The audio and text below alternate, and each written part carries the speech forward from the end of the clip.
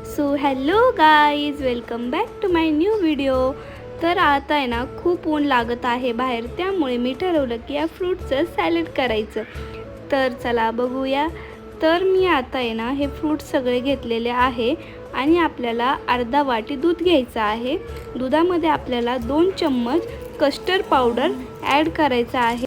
मग त्याच्यानंतर मिक्स करायचं आहे कस्टर्ड पावडर. तर त्यानंतर मी इथे अर्धा लिटर दूध घेतलेलं आहे. दुधाला चांगली अशी उकळी येऊन द्यायची. मग त्यामध्ये साखर ॲड करायची. साखर टाकल्यानंतर साखरला चांगले विरघळून द्या.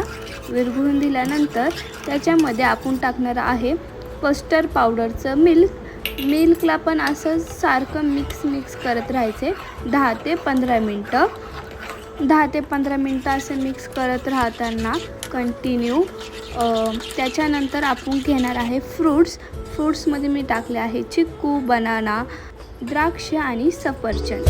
हे सगळं फ्रूट्स मी त्याच्यामध्ये टाकणार आहे, ॲड करणार आहे. तर पहिलं ते गॅसवरून उतरून घ्या. त्याच्यानंतर फ्रीजमध्ये ठेवा थंडगार होण्यासाठी. मग त्याच्यामध्ये सर्व फ्रूट्स ॲड करा आणि परत फ्रीजमध्ये 1 तासासाठी ठेवून द्या. तर बघू शकता लिटरली गाईज एवढं छान झालं ना, हे खूप छान लागत होतं. तुम्हाला आवडलं असेल तर चॅनलला सबस्क्राईब करा.